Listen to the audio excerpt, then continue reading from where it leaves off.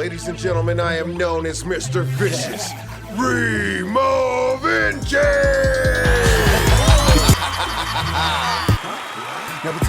Here we go. So, what I was also gonna say is that you are a big freestyle dude, you know, and that was always something that was for you. So next, you know, tomorrow when we have our interview with Douja, and you know, we'll get into more of that kind of stuff. But for me, it wasn't that, bro. I've always been a writer. You know, I've always been somewhat of a like a storyteller. That was always important to me. You know what I mean? Like Well, you're. to go ahead. I'll say you're one of the people that back with the Deadly Alliance when wrote my first rhymes because I was a freestyler. Um, you were one of the people that was like, "Hey, you should write that shit down and rap it," you know, because like some of the stuff you're saying is tight, you know, write it down and then you could. But I was talking about this the other day with one of the teachers. I said, but when I first had it, I didn't know how to like rap. I was just reading it. And they Yeah. were like, "Hey, bro, you gotta like flow it out, you know, like how you say it, you know, or like, you Okay. know." So for me, dog, I feel like rap, as far as like when that came into play, like as far as being a rapper came into play, I kind of got like by accident almost tossed into it, you know, because so like I always appreciated it and I always thought it was dope and I could like rap other people's stuff, you know what I mean? Like I Yeah, could almost mimic some other people sometimes, you know, and when I was back at Holy Trinity, that dude, that's Trey. He had aspirations of being a rapper since back then, and I remember him actually writing some stuff, and I would be the one that was supposed to sing it. You know, I was supposed to be like singing the hooks and the choruses, whatever, and then he would be the rapper. So that's kind of how it started. Like when I first had the idea of me doing something like that, that's kind of how it started. And then like you know, we never actually did anything together. We started to, but never actually finished anything.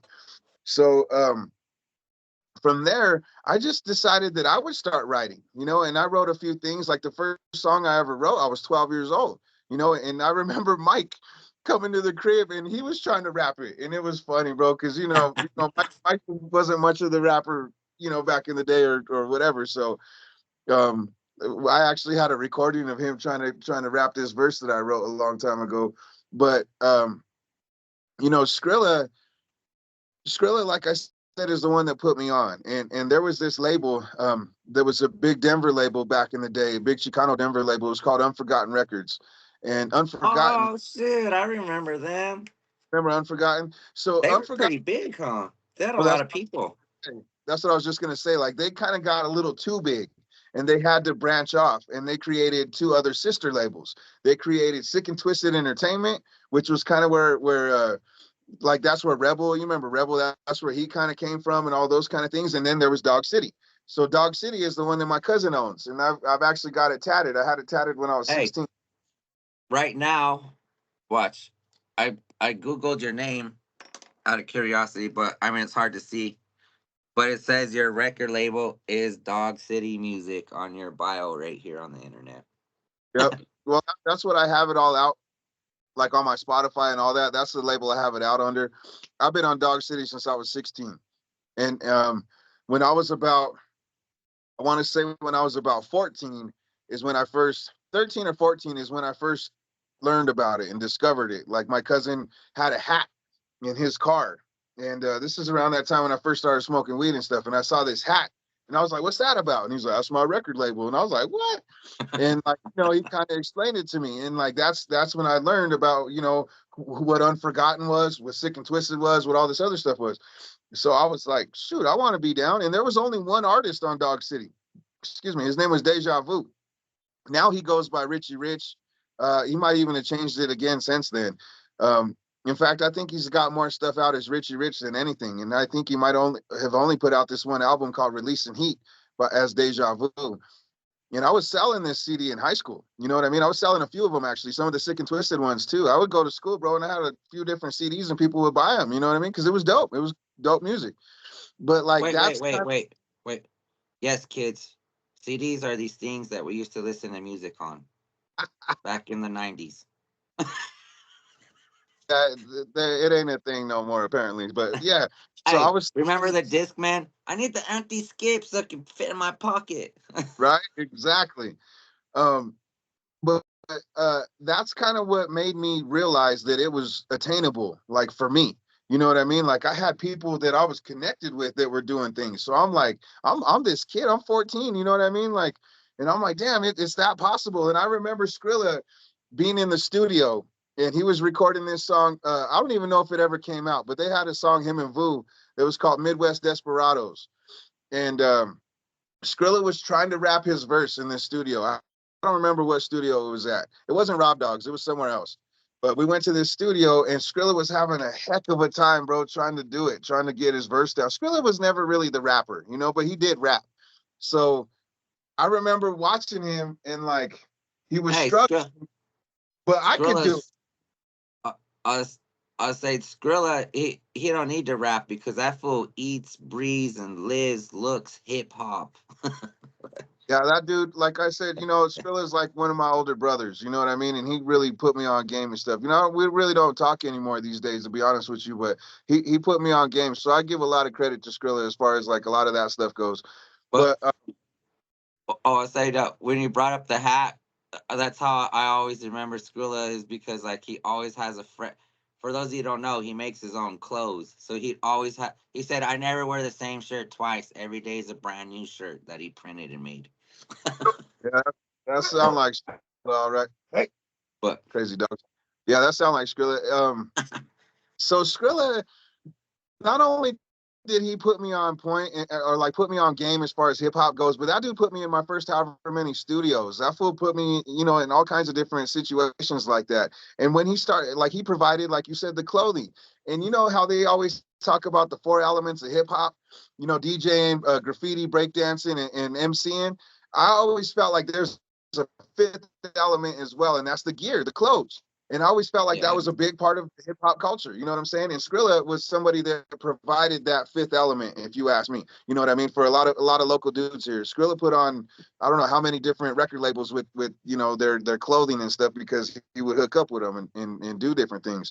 And that was kind of how he got me in all these different studios. He would hook up with whoever the producer was, whoever the owner was, and he would you know work his business deal. And one of the perks of the deal was that I got to go and record something. You know what I mean? And like I know in the very beginning, you know, Skrilla was like, oh, you know, because I told him I was trying to rap or whatever, dog, and I was just a kid still, you know, and I could already kind of see his face being like, okay, you know what I mean, like whatever kind of thing, like, yeah, and you know, it took me a while. It took me a while to like grow into my own and find my voice. You know, I didn't have it right off the bat. In fact, when we first started recording it was with Bill, you know, we were 17 when we first like I was 15 when I first recorded anything, and it was with my homegirls, you know, when I was in high school still. And you know, Ashley was one of them and Tanya was another one. And we did this track in Skrilla's studio, and that was pretty dope. But the first actual other studio I was in was Rob Dogs, and it was with Bill, and we were 17. And I had found somewhat of my voice because my dad had passed like right around that time. So once my dad passed, all my music changed, bro. It got like hella deep. My stuff like got real. You know, before that it was I was on some, you know, trying to trying to be gangster, whatever kind of thing. Well, then it kind of changed and it was more real, you know, and I was talking yeah, from here. And it was a whole different story, dog. And like I think that's kind of what helped me find my voice a little bit. But in the beginning, I didn't necessarily have it. Like Bill had it right off the bat, dog. Bill had the flow, he had the flavor, he had the speed, he had it all. You know what I mean? So I was kind of like trying to play catch up.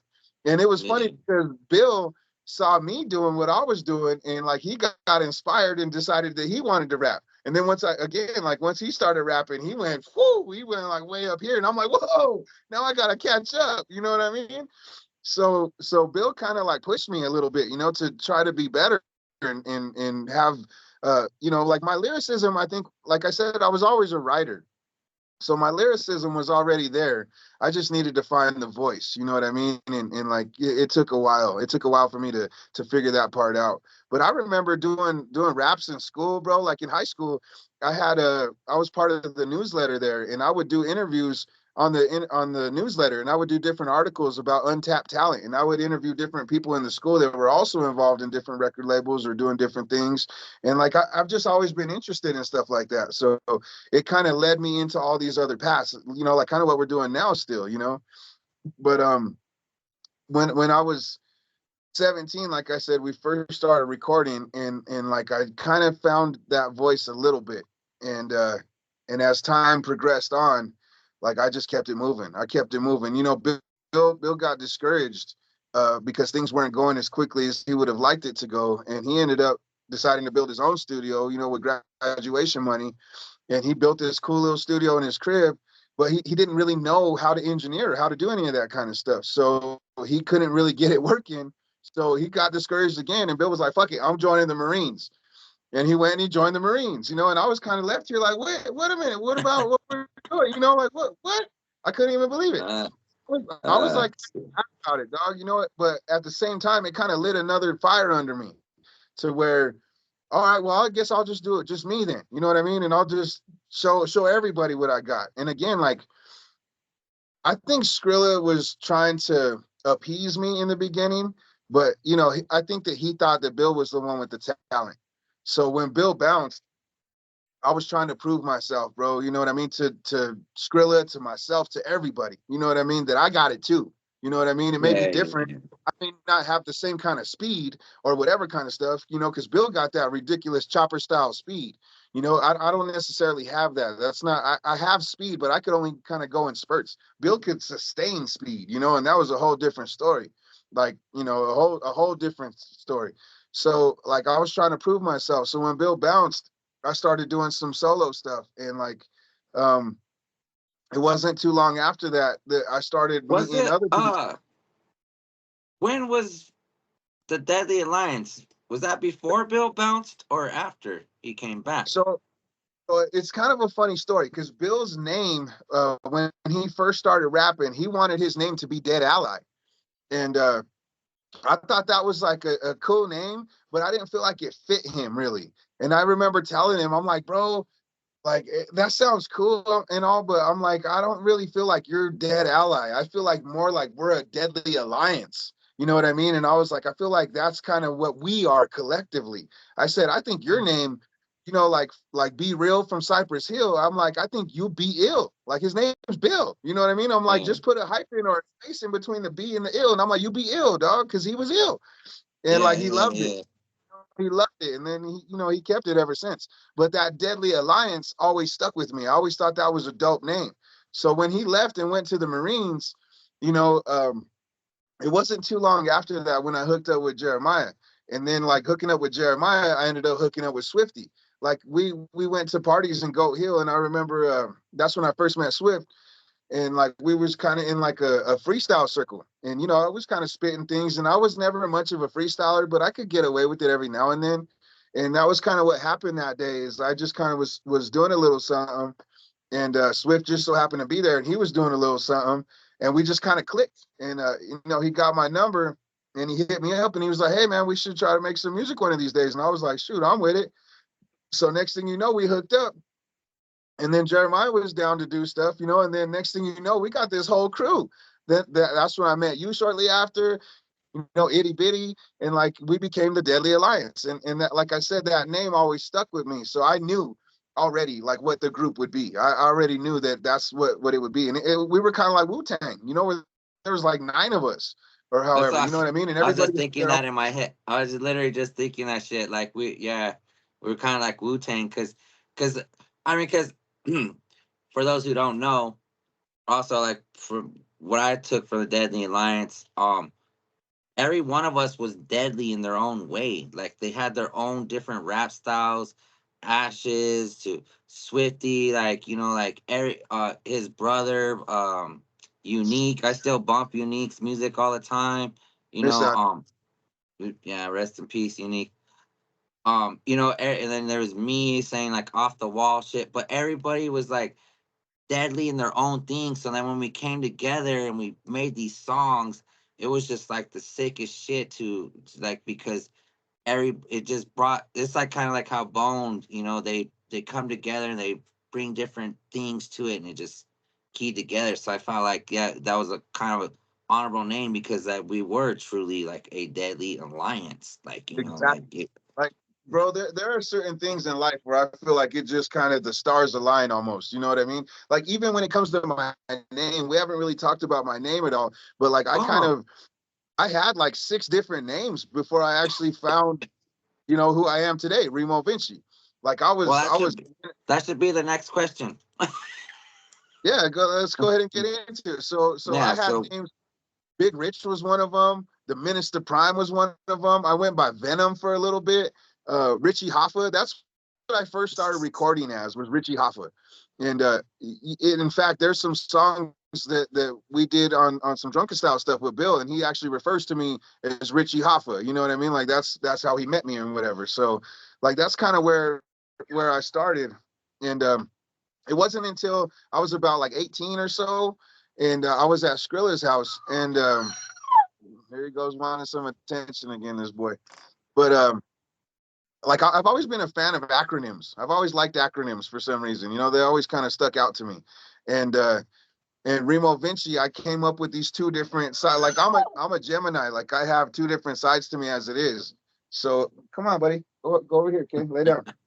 And like, I decided, like, that was right after my dad had passed, you know what I mean? And like, again, like, I was in this place of like self-destruction and turmoil in my life, and I was always asking why and looking for answers and looking for reason, you know what I mean? So I came up with this concept where it was like, I feel like most people are always looking for the answers, looking for something, looking for reason, right? Reason intrigues minds over everything. And I'm like, that sounds dope. I love the sound of that. So I yeah, went with it. Remo, Rimoe. Reason intrigues minds over everything. And I'm like, but that feels like it's only part of it, because yeah, I'm a Gemini, like I said. So I'm like, this other part of me, like, I just had that darkness, bro, because I was going through stuff. You know what I mean? And I just had like this anger inside of me and just all this darkness, like I was saying. But I was smart about it. I was always kind of wise beyond my years, if you ask me. In fact, you used to call me the Godfather. Remember that? Because I just kind of had this wise beyond my years kind of thing about me. So I wanted to kind of use that as well. So I was like, but my vicious intent will never cease my intelligence. So I just kind of put them together. Vinci, Rimoe, Vinci, Remo Vinci. And it was the first name and the last name. And I was like, damn, I love that. And that's been me ever since. You know what I mean? And it's kind of just fit perfectly. So yeah, that's kind of the backstory on the name. But it's same thing with the Deadly Alliance. Like, it just kind of fit perfectly, like, with what we had. We all had these different flavors, and when you put them together, it was like a deadly ass gumbo. You know what I'm saying? yeah, And it yeah, was just yeah. some good ass pozole right there. You know what I'm saying? So that's kind of where it was at. And then like, from the DA, like, when we started the Deadly Alliance, Bill was gone. He was in the Marines. So when he came back, I felt like that's when the DA was complete. You know what I mean? Because I always wanted Bill with me no matter what. And Bill's kind of been in and out of things here and there. You know what I mean? He never really stayed consistent with it. I wish he would have, because I think if he would have, we probably would have done a lot more Yeah. stuff. You know what I Hey, mean? he just comes, drops a gem real quick, and Then he'd be out. In fact, I got him coming up on an interview here pretty soon too. So I'd like to, get his story out there and get people to know him a little bit better. But yeah, that's how he would do it, bro. And it was so frustrating to me, because I'm like, damn it, like, we could actually do something. And like, that's kind of one of the reasons why a lot of our stuff never came out either, is because once we would have somewhat of a completed project, then somebody would bounce or something would happen. And that was the problem with having a group. You know what I mean? Is trying to keep people on the same page for a significant amount of time, especially when you're not getting paid and you're not doing shows and you're not doing any of these things. People get discouraged. You know what I mean? Or they weren't on enough songs or doing a whole lot of stuff. Because I know you weren't on a whole lot of songs for a while. Neither was Itty Bitty, and neither was like Swifty's brother Jizz. Unique. Like, they weren't always. You guys weren't always on all the songs. You know what I mean? So like, I just could feel the tension and people getting discouraged about stuff. Jeremiah was another one, wasn't on a whole lot of stuff. oh, hey, real quick. While we're talking about the Deadly Alliance, when we're talking about recording and stuff, we called the album "Styrofoam Booth" because it was literally like a styrofoam was booth legit my styrofoam. homie made and shit. And we had remember we had to like duck under it and go, go And there. so the whole booth was made out of styrofoam, like sheets, and then like our microphone was just like a regular performance mic. It wasn't anything special. And then like we didn't even have like a real pop blocker. What we did was put the nylon over the hanger. You know what I mean? Like it was as ghetto as can be, dog. Like I couldn't tell you how many different like clocks Man. or whatever that I recorded in, for a booth, but our styrofoam booth, we were proud of it, bro, because we did a lot of really good music in there. The Fuck. quality may not have been up to par with like what good quality is, but what we were making as far as the music goes was awesome stuff, bro. And like I'm still very proud of it. I just put it out. I put out the styrofoam booth mixtape last year. Hey, It's we out there on SoundCloud. Anybody we're want to peep doing out it in SoundCloud? we're doing it in the homie Swifty's mom's house in the basement. Yep. And oh man, I recorded quite a few tracks and stuff. I recorded my first Unique gave me my first original track too. And fucking I remember like I did this real raunchy track and then I came out and his mom's like, "Oh, good job, Hito." And I'm like, "Oh man," I was like so embarrassed. And Swifty's just dying, He could have stopped me the whole time, but he just Yep. kept it going. And I see this smile from ear to ear. That fool's just like he was just loving it, and he's just talking to his mom on normal, and you just hear me like you know, real sexual. like, but Right. what I brought it up is that environment we're at. She used to remind me of La Bamba's mom. She was real Yeah. encouraging to us too. Like I never got that from my parents. They like when I tell them about music, they're like, ooh, I do. I'm releasing all these singles. Oh, like hey, and everybody's always, and I always hate, do you make money? Make money. Wow, everything I do in life is not for money. Like, like just plain simple. Like, and for me, I know what it's to be dirt broke, living on your couch. And I know what it's like to be Yeah. filthy rich, pissing money out of my ass, And to tell you the truth, I like where I'm at right now. I make enough. I get by. I could eat. I'm good. I'm content. Like, No doubt, no but doubt. And to be honest with you, like I didn't always get a whole lot of support either. You know what I mean? Like I don't think my mom could tell you three names of my songs. You know, you know what I mean? Like three actual songs. But that doesn't necessarily mean she didn't, support me and like give me any of that love. It just wasn't her style. It wasn't her flavor. Like she wasn't into that kind of stuff. And I made I made music for a long time to try to be the dopest to ever do it. You know what I mean? So like I was saying things that I wouldn't say these days. You know what I mean? That I wouldn't say anymore or whatever. So like I understand it. Like you ain't trying to have your mom listen to all this nasty stuff, or whatever like that. So I get it.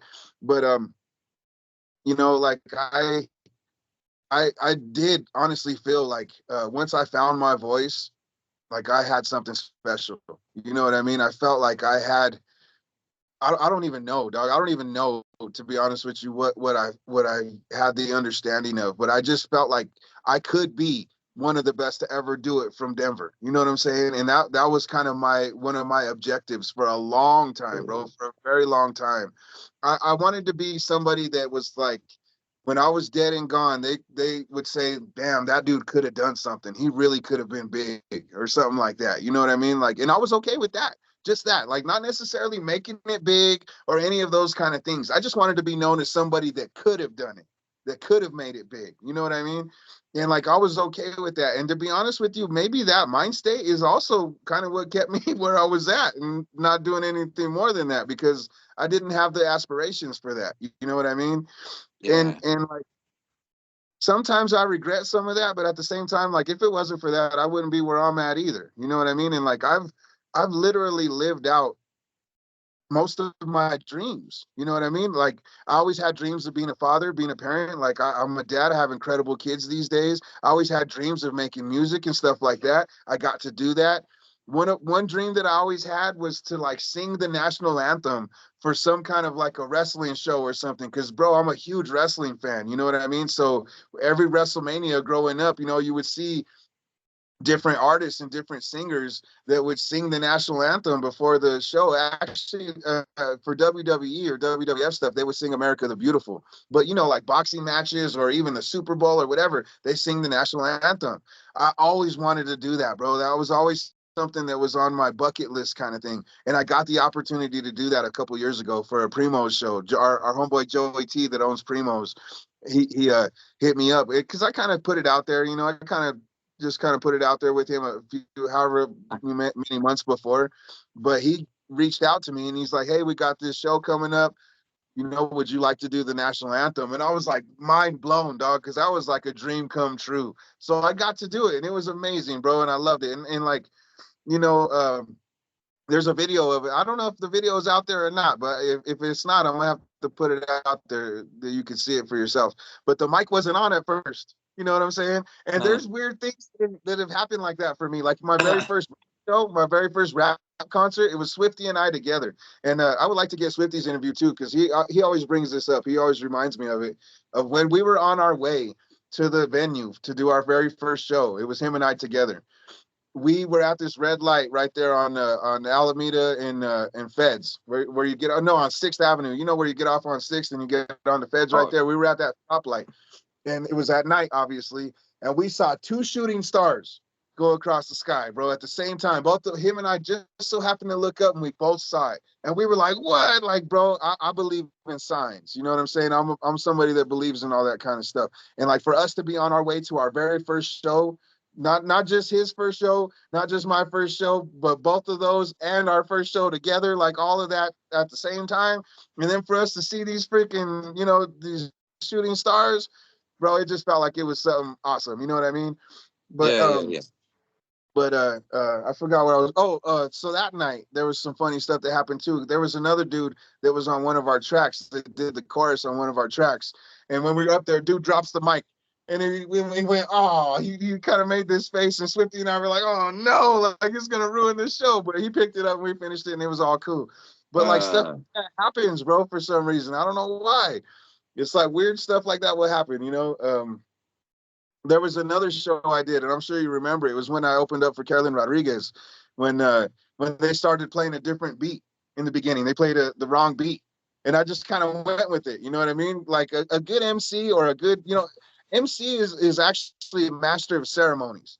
So the MC is somebody that would like kind of direct the show, like for vaudeville or whatever we were talking about before. He would be like the one that would kind of introduce the next things and whatever. Like that's what an MC initially was. Hip hop took the MC and made it a whole different thing. They made the MC the actual focal point of the music. You know what I mean? So it was a whole different thing. But an MC is supposed to be able to work with the crowd and move the crowd and do all those kind of things. So I don't know if you remember, but when they played that, I was like, there's video of that out there too, where I'm like, I kind of went with it and I went with that beat and I was like, that's the fucking wrong beat. You know what I oh mean? And I was just yeah. kind of, I made everybody laugh with it, you know, just kind of saving the moment. You know what I mean? So that's kind of something that I had to do. But there's always a weird situation when it comes to things like that, bro. I forgot. I have that video on my So Doja Let me, YouTube. yeah, I think I jacked it from Mhm. you and I put it on the Vicious Network too. That shit's kind of funny. Yeah, they're fucking. There's there's uh, not a whole footage of me out there, bro. That's one of the very few things. There's yeah, one that of was. Swifty and I. The biggest crowd I was ever in front of was we did the 420 show in 2009, and I wish we had footage of Oh, that, I bro. remember when you guys did that. Yeah, that crowd was the biggest crowd I was ever in front of. You know, it was tight. So I wish we had footage of that one. I think they do have some of it out there somewhere, but that kind of takes it into the next little thing is like once the DA kind of dissolved, you know, and we all kind of went our own ways a little bit, Swifty and I kind of kept it together still. Like we still made music together, and Skrilla would always put us in these different studios and situations, and that's when we hooked up with Relate. And you know, we interviewed Relate on the Dro Bros, so those that follow the Dro Bros know who that is. But Relate, you know, became one of my mentors quickly, very quickly, you know, and to you as well. And once we started working with him, that's when all of those opportunities came up, for those shows and the concerts and stuff like that. Like that first show that I was talking about, that was through marijuanaradio.com.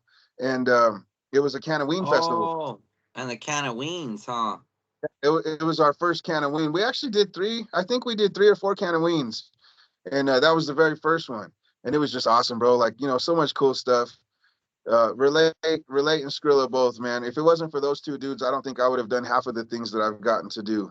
That's kind of what brought it up about realizing dreams. So when I did the national anthem, the mic wasn't on at first. You know what I'm saying? So I'm up there saying, "Hey, everybody, how's everybody going and stuff?" And the whole crowd's like, "We can't hear you. The mic's not on," and stuff. And I'm like, "Oh shit!" Now I'm starting to panic a little bit, like, "Uh oh." This was the first time Ah, shit. this was the first time I ever like sang like publicly like that, because I've rapped and I did rap verses and I could do that all day, but this was the first time I actually got to sing in front of people like that. So I'm like, now I'm getting nervous. The mic's not working. I'm like, oh shit. So I had to fix that real quick and I'm like, can you hear me now? And they all got me and stuff and it was cool. But man, there's always some kind of weird stuff that happens. You know what I mean? But yeah, I got lucky in my life. Like that's why I don't like I have some regrets because I wish I would have done some stuff differently, but I don't have like big regrets when it comes to those kind of things, because I got to realize a lot of dreams. Podcasting was another big dream of mine. So last year, I got to realize that dream. I got to host 4 different shows. I got the Dro Bros with you and Grim. I got to do Rimo's interviews. I got to do a freaking podcast with my son called Slick's Double Cross. And then Grim and I got the wrestling one. That's what initially I wanted to do was a wrestling podcast, and then I wanted to start interviewing people. So like I got to do all of that, bro. You know what I mean? So like honestly, I realized all of my dreams that I had as far as like entertainment goes. Like the next thing I would like to do is some kind of acting or voice acting. I was trying to get into voice acting last year, and I actually got an evaluation done by a professional voice acting coach. And they told me like, you got it, you got what it takes. You just need to do stuff. You need to get out there and do this and do that and whatever. And that's when it comes like to the hard stuff, because I don't have time. I don't have resources to do all that. You know what I mean? So hopefully someday, I get to do something like that. But if it never happens, like I'm happy with what I've got to accomplish already. You know what I mean? There's been some cool stuff.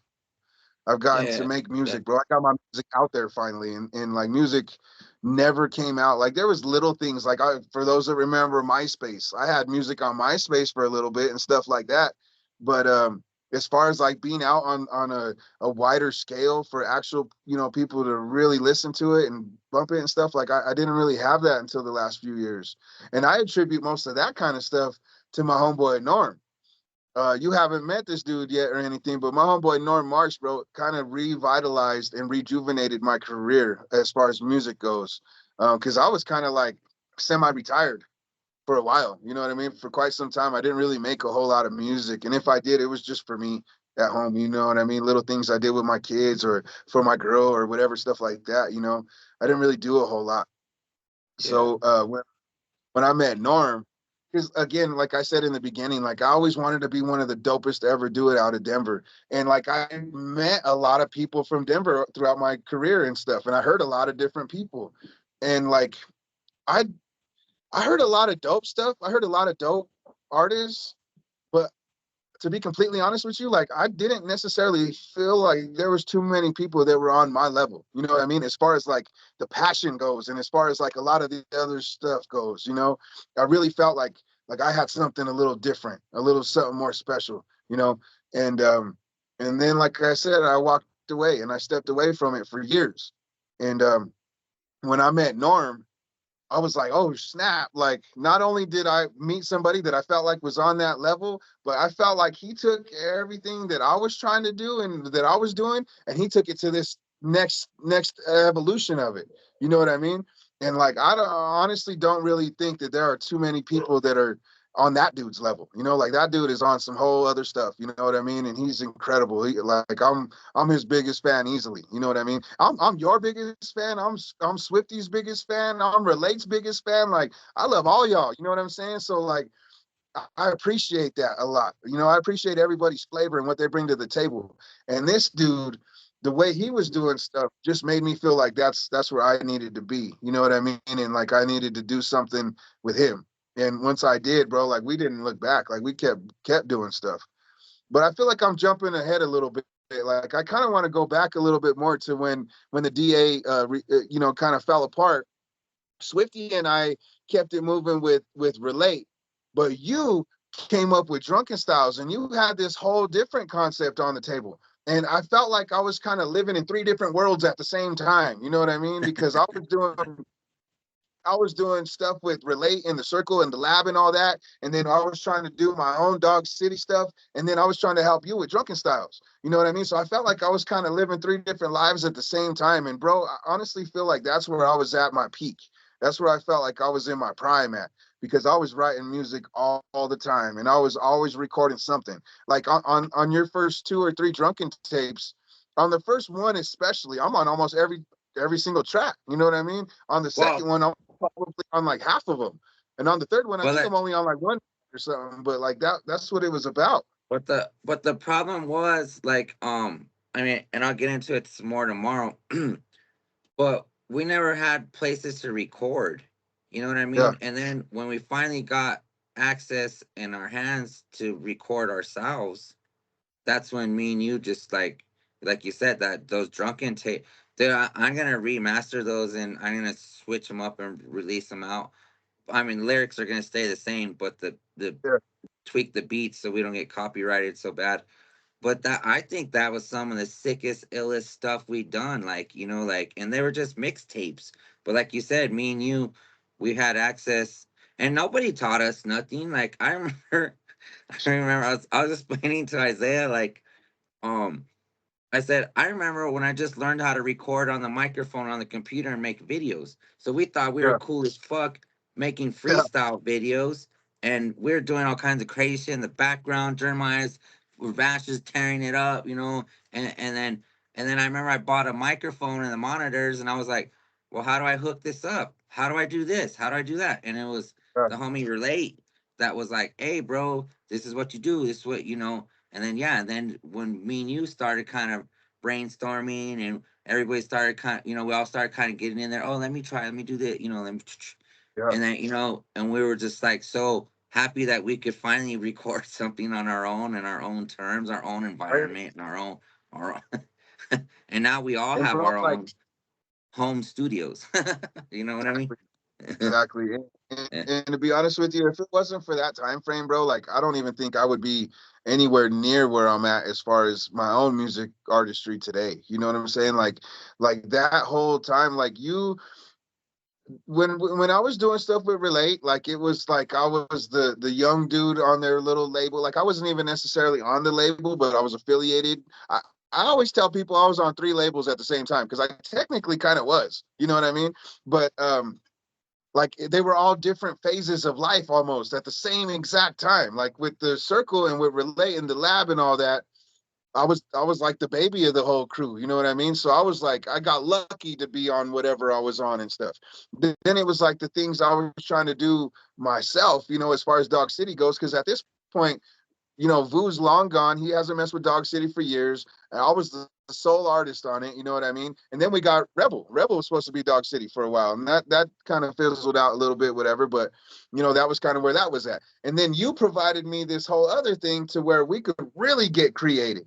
You know what I mean? Because Drunken Styles is when we really got to test a lot of different things out and test our own, like learning how to do it ourselves kind of stuff. So it was pretty cool, bro. At that time, I was really had my foot in a lot of different things, and it felt really it felt it felt like the creative juices were just constant. Like I was always thinking of something or some way to do something or some different melodies. And bro, I had receipt papers, I had freaking napkins, I had all kinds of stuff with just flows written all over them. You know what I mean? Because that's just what Yeah, it was yeah, always yeah. about. I was always writing something. So like I that time frame, bro, was probably my most creative and my most productive as far as music Well, goes, up until recent times. like like a lot of people don't know too, like that drunken tape, especially that first one. I mean, there was some deep songs on there like that was like that we wrote, and like like we talked about how like I can't think of how you worded it, but you were saying like the only measure of success is with debt or something like that, Uh, and it's like The only and it's like success by the checks and debt and stuff like that. Yeah. yeah, yeah, and we were struggling, but music was like our out. I always say like I put on the headphones and all this is gone, and Yep. it's just me and the music. The world's blocked out. But yeah, at that time, yeah, it was just so fun because, like you said, we could do what we wanted. I went to I don't want to say their name, but I'll tell you later. But I remember I went to the studio and they were like, hey, why don't you rap about the latest shoes or what's the latest cool car out? And I'm like, I don't give a Right. fuck about shit like that. You know what I mean? Like, like me, I was like, like I like rapping my conspiracy off the. I Yeah. like the element, the shock element on people. Like, they're like, what the fuck did he just say? Like, and I'll never forget when me and with the Deadly Alliance, a track that didn't make it that me and Jeremiah were so proud of. We did a 187 on a cop, and we showed you and Swifty, and you guys are like, what the fuck? You're like, no, no, no. There's a little kind of too brutal right there. And me and Jeremiah are like, fuck, we just took all the hate we had towards police, like nothing against all police. There's tons of good police. But at the time we are always getting harassed because we're smoking weed, driving around, getting pulled over. So we're like, hey, you know what? We just got pulled over. Let's make a fucking song. Yeah, fuck these. And we put on a sick necro beat. Like, that fool makes deadly beats as it is. And like I remember, I'll just never forget. Like we went and showed you guys, hey, check this out. And you guys like, I don't, yeah, it's kind of, and we're like, Yeah. man, but I remember that feeling very well. Very well. I remember that feeling because I feel like almost every time you showed me something new, I'm like, oh no, what's it gonna be you now? guys are Like, like you guys are like the A&R people. Like, hey, we got a new single for you guys. Will you guys really? Fuck, dude. Why? Can you just keep it PG? it's funny that you say that because that's actually what I was when I was 16. Was it 16? I was either 16 or 17. Something. No, I'm sorry. I'm lying. I was like 18. And Skrilla actually named me the VP of A&R for Dog City. So like that was a role I took very seriously. Also, you know what I mean? Because I've always don't get me wrong. I always felt like I had something, and that I had something special and whatnot, as far as my own music goes. But I also felt like I always had something special as far as my ear goes, and bringing out the best in other people's music, and bringing them to their fullest potential, like kind of Yes. how Dr. Dre does. You know what I mean? Like I've always felt like that was another big part of my whole what I brought to the table. So I took it very seriously, bro. And anybody that I was involved with or writing music with or whatever, I would try to do exactly that. Try to bring out the best in them and the most of them. And I remember you used to get frustrated because I would make you do stuff over and over again. You know what I mean? To Hey, try and get just the right sound. tomorrow remind me and we'll bring up the story about trust in me because the intro and stuff because that's a classic Yeah. story about getting No, frustrated because you're just like chill out, chill out, chill out." I'm like no. I can And I'm but still like that, bro. Cause you know what? Like I'm a perfectionist in the booth when it comes to my own stuff. So like I try to keep that like I don't have anybody do anything or however that I wouldn't do myself. You know what I'm saying? Like if it ain't right for you, you I know what I mean? um When it's not right for me, I'm doing the same thing. I'm going over and over until I get it just right. You know what I mean? So I I'm still very disciplined in that to this day.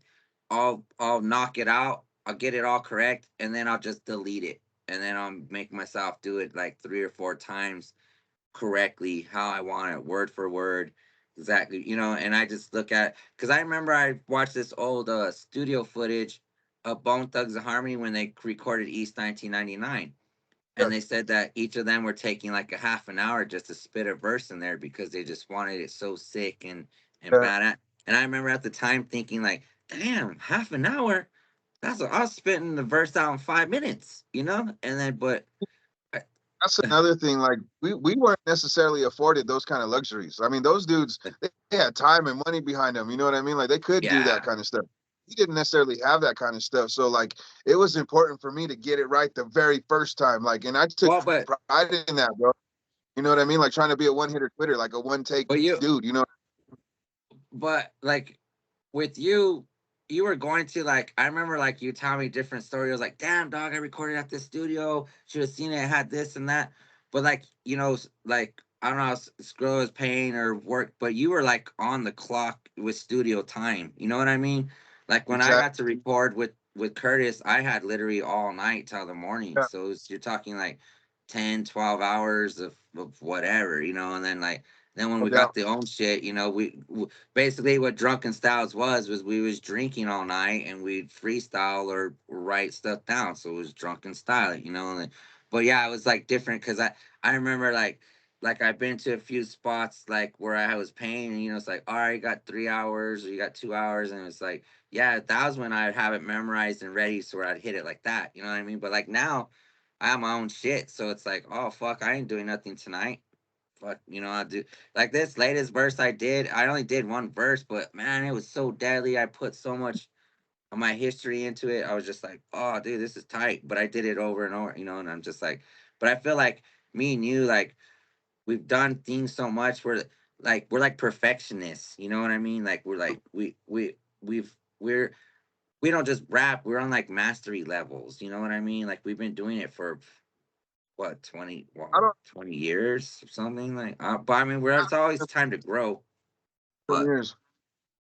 mm, And to be honest with you, like even though I do agree with that, like I still don't feel like I'm anywhere near where I should be. You know what I'm saying? Like as yeah, far as mhm, mastery goes, like I wouldn't call myself a master of anything. You know what I mean? Because I haven't been as consistent as I should have. You know, or I don't know. I don't even know if I should say should have. You know, like things happen the way yeah, they're supposed to. You know, life happens the way it's supposed to happen. You know what I mean? So like coulda, shoulda, woulda, like that's all insignificant to me. You know what I mean? Like things happen the way they're supposed to happen. There are no coincidences, as Grimm says, you know. So like when it comes to my music, like again, like I try to be ahead of the curve a little bit. Like I'm not gonna record something unless I feel like I got it. You know what I mean? And when I got it, I try to knock it out. You know what I mean? Because I don't like to waste time, bro. I'm all business in the studio. You know, I don't like to waste time. I don't like to go in there and bullshit around and whatever. And like back in the day, we did like to do that, but it changed for me. Like it wasn't that anymore. You know what I mean? Because of the time. I had time constraints well or I wasn't trying to waste other people's time. Like when it was just you and I recording stuff for Drunken Styles, it was different yeah, because we were actually trying to do that. We were trying to find different things and do different things. It wasn't like that anywhere else for me, bro, where I had to figure things out quickly. That way, when I got there, I didn't waste anybody's time, you know. And I remember like, when you guys were like, oh, well, I remember when you guys were like, should I memorize my verse before I went? I was like, memorize the fuck, you guys memorize this stuff? that's hard for me to do these days because like you know, when I do stuff with Norm, like it's kind of similar to how you and I did it, to where we would kind of play off each other and like really kind of figure it all out in the moment kind of stuff, you know what I mean, versus ahead of time. Not always, but sometimes. And you know, like I don't necessarily have the time to go over and over and over and memorize it like word for word kind of stuff. I more so memorize my cadences and memorize my rhyme schemes and the melodies and stuff like that. So I know, you know, I may not know word for word what I'm trying to say, but I could read it and it doesn't sound like I'm reading it at all. It sounds like I'm spitting it straight from the dome. You know what I mean? Because I know how I'm supposed to do it. I mean, I know the exact words all the time, but I know how I'm supposed to do it. So it's easier. You know what I mean? And like that, I think that's just something that I was able to kind of adapt to as time went on.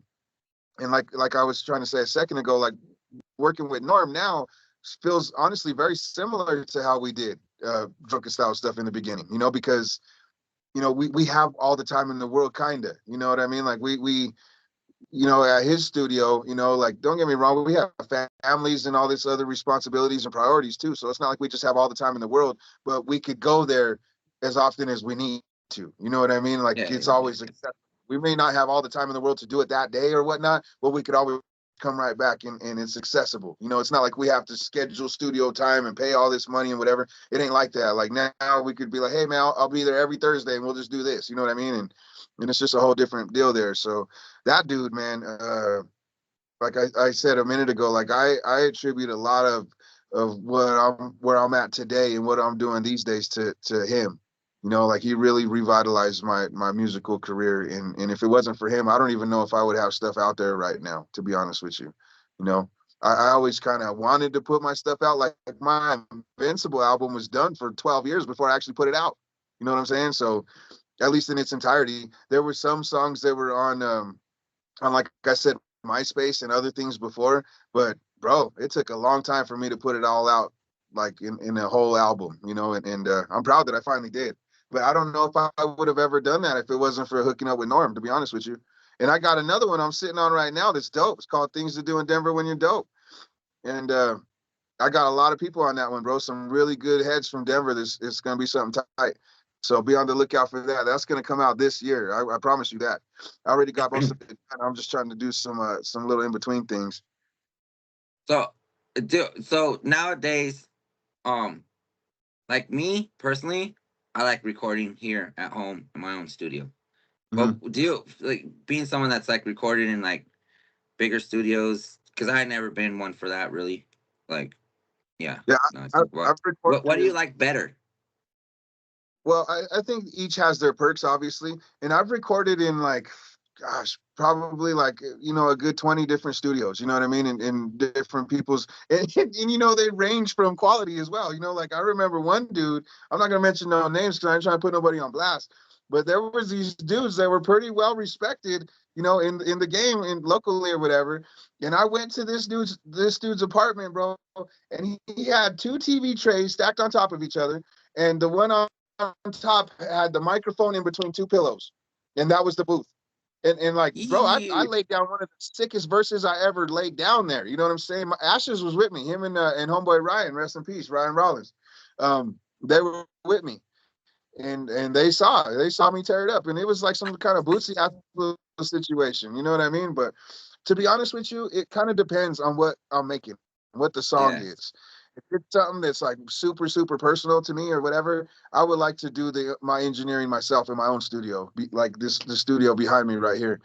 But if it's something a little bit different on like a wider scale, a wider scheme of things, like nowadays, um, I'll go to Norm's. You know what I mean? I'll have Norm record me, bro, because that dude, his sound is just crisper, more better quality. He kind of knows. He's already used to. What's his studio like? It's just a home studio too, but Got his you. equipment's way more updated. His programs are way more advanced and more updated. And he also has a way better ear for engineering and all of that kind of stuff too. Like that dude, man, I could give him this and he could make it this. You know what I'm saying? Yeah. Like that dude's incredible as far as being an artist goes, and as far as an engineer goes too. And he's not like this trained engineer either. He had to do it on his own and learn all his stuff just like how we had to. You know what I mean? So if I'm not able to do that, like before I met Norm, it was always Relate. Like if I could go to Relate and record something there, that's where I would go to, because he would give me the best results and the best quality and all that. And I'm sure it's still that way with Relate, but I haven't been able to record with Relate in years, So hopefully sometime soon we get something going again. But yeah, it kind of depends on the song, bro. If it's something that I'm trying to put out on a wider scale, I'm trying to have the best possible quality, and that's where I'm gonna go to Norm for. You know. Yeah. Yeah. Freaking Hey, so let's we'll ask at the end about your future projects. But what projects you got out right now for people to check out? So, so I'm funny, bro. Like I'm somebody, like if you're a fan of me, I don't make it easy for you. Like I got I got stuff on all kinds of different platforms and different things. So I got the styrofoam booth. I put that out, but that's only a SoundCloud exclusive. You could only find that on SoundCloud. So you look up Remo Vinci on SoundCloud, you hear some of my stuff there, some drunken style stuff as well. But the styrofoam booth is only available there. And then, excuse me, I put out a mixtape in 2015, but I also God bless you. Oh, man, God man, bless thank you. you, thank you, thank you. The mixtape I put out in 2015 is the one that I dedicated to Bobby Lee, to Robert, our homeboy that passed away, another homeboy, rest in peace. Um, and that was the one that I got through you, through the Anno Domini beats. You know what I'm saying? Hey, And that's the one. I can't find the. It's Rimo Vinci on SoundCloud. I believe so. Yeah, it's just should just be my name. It's a I pic. It's can't like find. black and white picture of me is the main one. If you go to that QR code, that thing on my Instagram, if you go to my solo page on my Instagram, it has everything on there. It has the SoundCloud, the Bandcamp, the Spotify's, the YouTubes, the everything. Everything's right there, and you can follow on each piece of it. So anybody that's on Instagram or on all the social medias, go to Remo Vinci. Or I think I'm Mr. Vicious Remo Vinci or something like. I don't even know what my damn Oh man, Instagram is man, right. what the?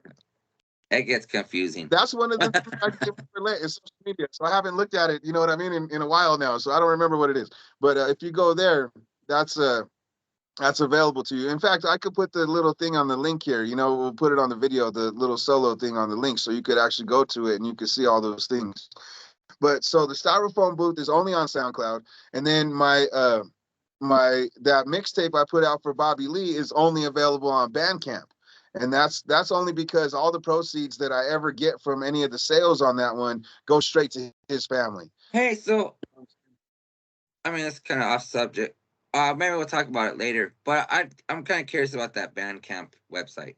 I wanted to. I was thinking about putting the drunken tapes on there, but we'll talk about that off of this still. Yeah, But no no, doubt. I No was doubt. I was trying to look it up, the styrofoam booth and shit. But I'll fuck with it later. But I have very.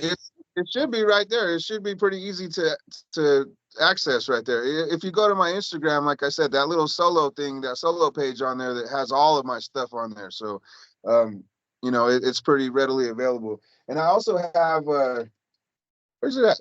I got this QR code here where I'm gonna put it right here close to the screen. So anybody that wants to try to focus in on that, let's see if you can. You can scan this little QR code here, and it'll take you straight to that solo page, and it has everything available for you right there. But the Bandcamp has, like I said, the it's called Grown Up Rough Cut, the rough cut, because Oh, some of it is done with just roughs, and I kind of like that. Like Mac Dre used to put out these tracks where it was just like one verse or whatever. You know what I oh, mean? I like stuff like that. You know what I mean? So I call that like a rough cut. So anyway, that's on Bandcamp. But just about everything else that I put out, like my Invincible album or some of the singles that I've dropped or whatever, all of that kind of stuff is available on Spotify. You look up Remo Vinci on Spotify, Apple Music, any of the major streaming platforms. On all the YouTube stuff. That's where you can find some of the rest of it. So, like I said, if you're a true fan of mine and you really enjoy my music, I don't make it easy for you unless you get that QR code and you go to that page. Then everything is easy for you right there. But if you're trying to find things like individually, you got to go here, you got to go there, you got to go. You know what I mean? So I don't necessarily make it easy for people, but for those of you that do take the time to do it, I could not tell you how much I appreciate it and how much it means eh, to me. uh, I love when people have some cool feedback for me. It really, really makes me feel like all this has been worth it one way or another. So uh, I appreciate that. I was laughing because I was thinking about mine. Like I have like shit on Reverb. I have stuff on SoundCloud. I have stuff on YouTube. I have stuff on the new YouTube. I have stuff. Hey, because it's rough. I mean, because that's like what people don't get too. Part of like we put everything out ourselves. We do it all ourselves. Like, everything is like for the majority of the part has been done in house. Like, like we're not part of this big record label where they could go spin everything out, put the single out, make album covers for us, like boom, boom. It's like, yeah, we got to juggle. I got to cook dinner for my kid. I got this, I got to do that. I got to go over here. Okay, hurry up. I could probably sneak it in real quick. Let me do a little bit of something for myself and try to put the music out. That's why I'm like, kind of grateful I'm at a point right now. I don't have a lot of free time, but I have enough where I can get back. It was weird. I've been editing music, man. I haven't edited music in so long, dude. I was like, damn, I forget, I miss it, like Yep. I put in editing in, putting drop points in, and all this and that, and it's just like, man, I miss being in that zone and and I just have my little glass of wine, and I'm, you know, and then I wake up in the morning, and I'm like, damn, I uploaded 8 singles. What the heck? Oh wow. See what happens now.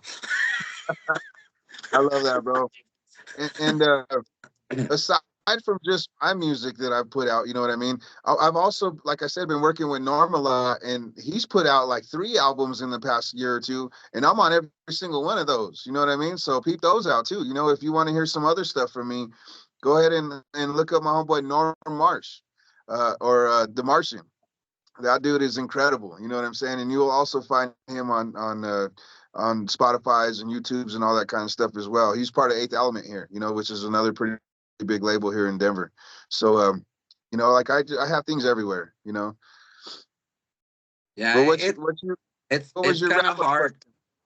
Um, it's kind of hard though. Like um, to to I didn't realize it, but to keep your music together, it's hard. Like Yeah. I asked Well, my and then like first, it's been so long. Like yeah, I was talking about earlier, like we've come through the MySpace to the, you know what I mean, like all the different little eras of stuff. You know what I mean? So MySpace. that's why we that's why we have music from all these places and Wicked. all these areas. You could all design your own page on there. MySpace was dope, That man. was dope, bro. That was so dope in back in the days. It was cool, man. I don't care what anybody says. They make fun of it these days, but it was dope at the time for sure. Oh, they're haters. And then like what people like, it's kind of funny because I talk about it all the time, but we're from a generation where we had pagers. We didn't have smartphones. When MySpace came about, we were like, oh my God, I could do what? I could custom it. I could put little weed leaves falling in the background. I could put a song. It was just like unreal to us. And then and to have like a phone, like a smartphone, or even to get on your computer back then, it was just like the coolest thing ever. Like Yep. now we have so many pages with music all over. We don't even know what the heck to keep track of. Right. Well, we're already past the hour mark on this one too. So you want to get into your last few questions for me? Now's the time to do it. And you know what? Let's I feel like we could even get a third part going on because we didn't talk about none of the hair stuff. We didn't talk about none of that other kind of stuff. You know, so we Well, might have we'll we'll to. finish we'll finish this part on the music tip. So let's do this last question. Like, what was your rap influences? Who was Mm, your who was that's like your awesome.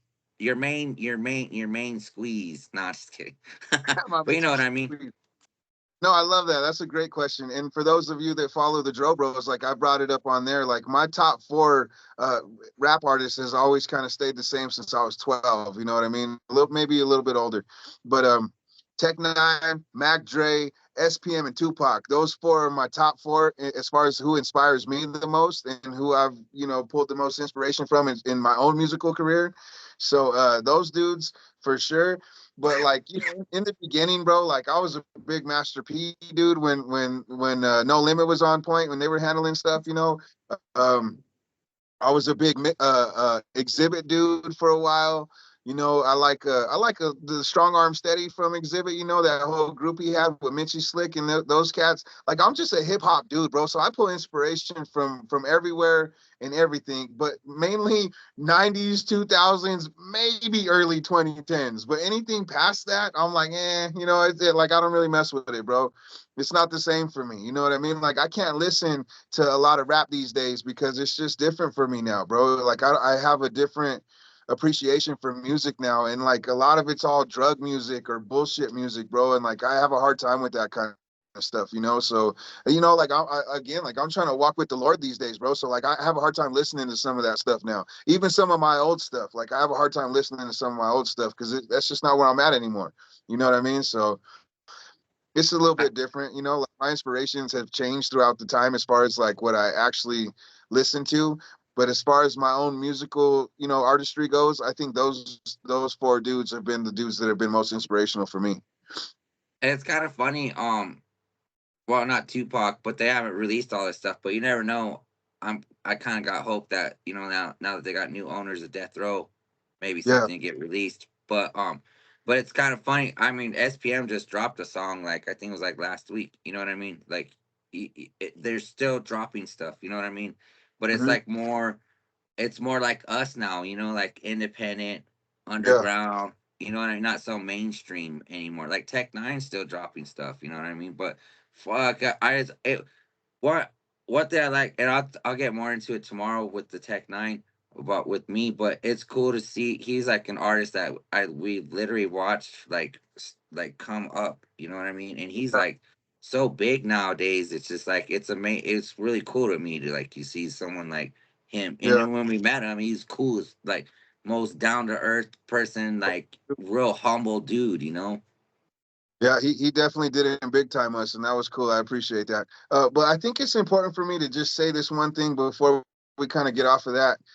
Those four dudes are my top four for a reason. Like they I feel like have fully encompass the entire artistry of what a rapper or an MC should be.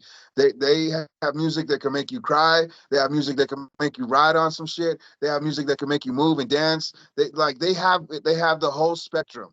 You know what I'm saying? Yeah. And I feel like that's what I try to emulate. And I feel like those dudes, each of them could do that exact same thing. They have the deep music that makes you think. They got it all. So I Yeah. think that Yeah. was Yeah. important. That's why those are my top four. What else you Right. got? Yeah. Got time for one, maybe two more. Um. Oh, what's the future projects coming out?